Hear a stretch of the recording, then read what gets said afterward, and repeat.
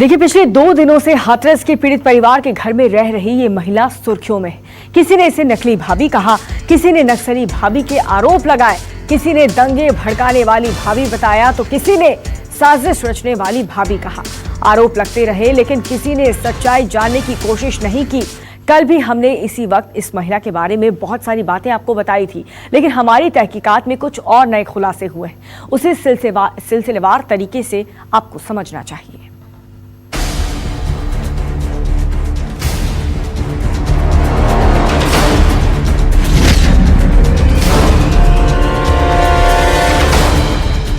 घर के उस चौखट से बाहर निकलने वाली ये मिस्ट्री लेडी कौन है?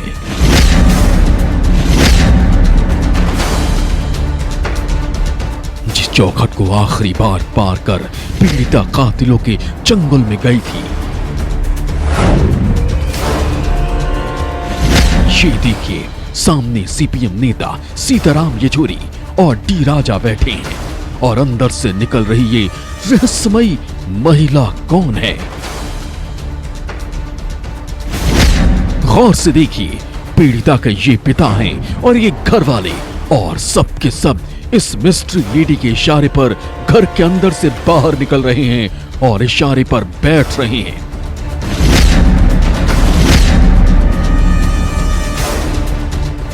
जैसे ही ये तस्वीर मीडिया में वायरल हुई तो क्या कहा गया वो सुनिए। ये नकली भाभी है, ये नक्सली भाभी है, ये मिस्ट्री लेडी है। बात निकली तो दूर तलक गई। थोड़ी देर बाद मीडिया में वायरल हुआ। क्या हुआ वो भी सुनिए। ये दंगे वाली भाभी है, ये दंगे वाली मिस्ट्री लेडी है, ये नक्सली है। हम भी चक्कर में पड़ गए, माथा हमारा घूम गया, समझ में नहीं आया कि कैसे पहचाने। न्यूज़ 24 रिपोर्टर राहुल प्रकाश और विपनीश माथुर पीड़िता के घर गए थे। पीड़िता की भाभी का बयान भी लिया था। उसकी तस्वीर देखिए। बहुत बारीक से विश्लेषण करने के बाद हम इस नतीजे पर पहुंचे कि ये वो भाभी नहीं, ये तो कोई और है। हमारे सामने 3-4 सवाल थे। सवाल नंबर 1, ये मिस्ट्री लेडी कौन है? सवाल नंबर 2, ये पीड़िता की भाभी नहीं तो फिर कौन है? सवाल नंबर 3, ये नक्सली भाभी है तो फिर यहां क्या कर रही है? सवाल नंबर 4, ये पीड़ित के घर में पहुंची कैसे?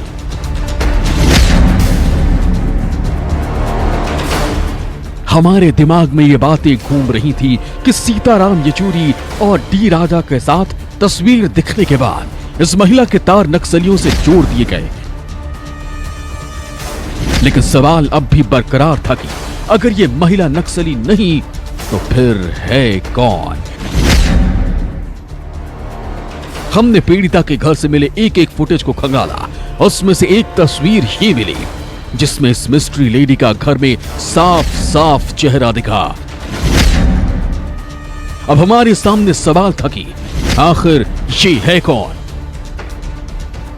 जब हमने तहकीकात शुरू की तो क्या पता चला वो भी सुनिए। पीड़िता का परिवार छोड़ चुकी है मिस्ट्री लेडी। हमारी तहकीकात में पता चला कि हाँ, ये महिला पीड़िता के घर में 3 से 4 दिन तक रही, लेकिन कैसे आई, कहां से आई, क्या नाता रिश्ता है, इस पर कोई बोलने को राजी नहीं हुआ। अब भी हमारे सामने 3-4 सवाल बने हुए थे। ये नकली भाभी कौन है? ये नक्सली भाभी कौन है? ये मिस्ट्री लेडी कौन है? मिस्ट्री लेडी की तलाश में हमें पता चला कि इस महिला पर कई तरह के आरोप लगाए गए। आरोप नंबर 1, साजिश के तहत पीड़िता के घर पहुंची। आरोप नंबर 2, पीड़ित परिवार को भड़काती रही। आरोप नंबर 3, अपने को पीड़िता का करीबी रिश्तेदार बताया। आरोप नंबर 4, मीडिया के सामने पीड़िता की भाभी बनकर आई। आरोप नंबर 5, पहचान उजागर न हो इसलिए गायब हो गई। आरोप नंबर 6, मिस्ट्री लेडी पूरे गैंग के साथ हाथरस में थी। आरोप नंबर 7, नक्सली संगठनों से जुड़े हैं नकली भाभी के तार। आरोप नंबर 8, बुलगढ़ी गांव में हिंसा फैलाने की साजिश रच रही थी। ये ऐसे सवाल थे जो किसी भी पत्रकार के लिए बेहद चुनौतीपूर्ण थे। ये भी वायरल किया गया कि सुरक्षा कर्मियों की नजर से बची रहे इसलिए ये गायब हो गई। लेकिन जब हमने तहकीकात शुरू की तो हमें एक भी तस्वीर ऐसी नहीं मिली जिसमें वो मीडिया से बात करती हुई दिखी हो। फिर भी ये सवाल है कि आखिर पीड़िता के घर में दिखने वाली ये मिस्ट्री लेडी है कौन? काफी कोशिश के बाद आखिरकार इस मिस्ट्री लेडी को हमने जबलपुर से ढूंढ निकाला। ये है पीड़िता के घर में दिखने वाली महिला का चेहरा। दरअसल हुआ ये कि जैसे ही इसकी तस्वीरें मीडिया में चलने लगी वैसे ही ये महिला तुरंत मीडिया के सामने आ गई।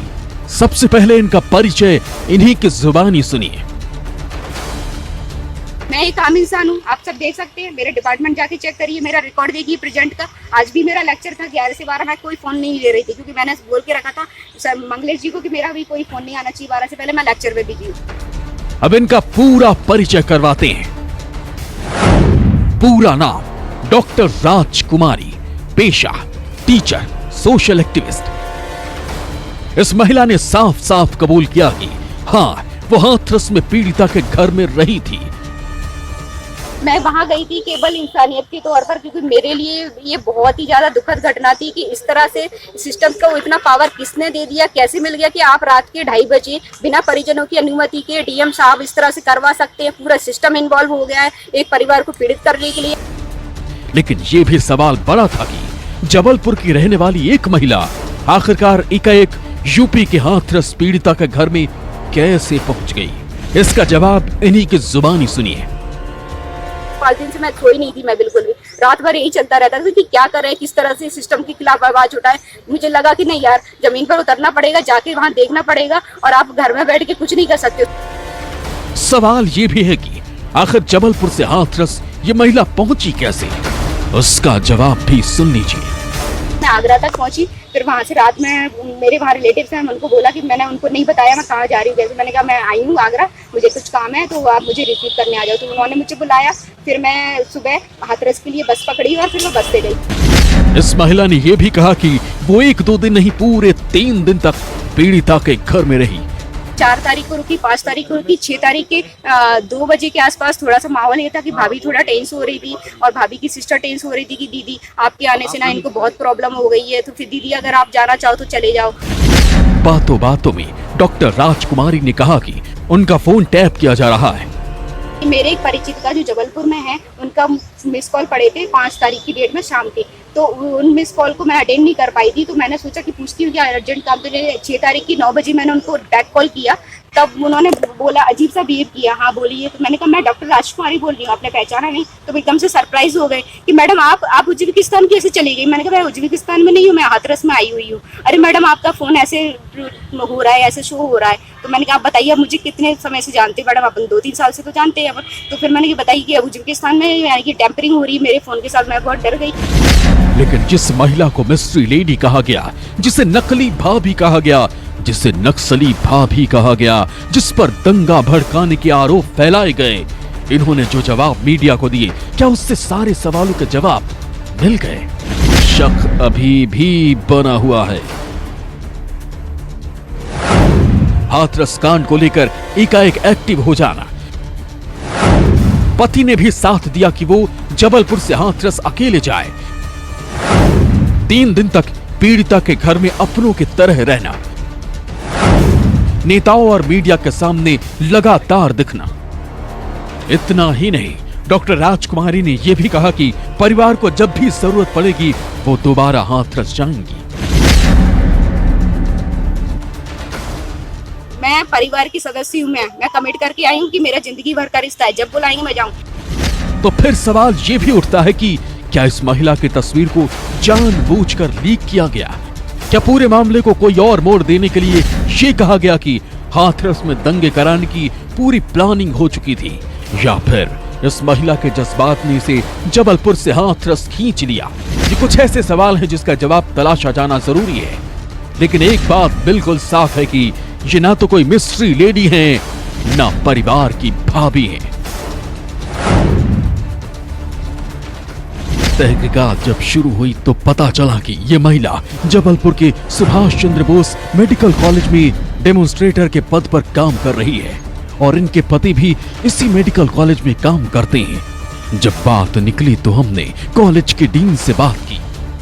पहले मुझे इसकी जानकारी मिली थी तो मैंने फार्माकोलॉजी विभाग की डेमोन्स्ट्रेटर प्रोफेसर डॉक्टर राजकुमारी बंसल के बारे में जानकारी प्राप्त की।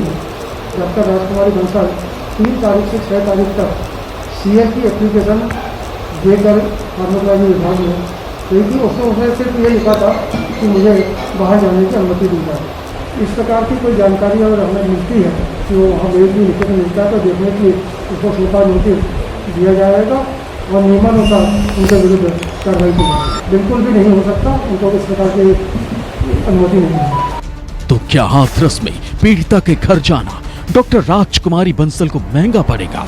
इस पर उन्हीं का जवाब सुन लीजिए।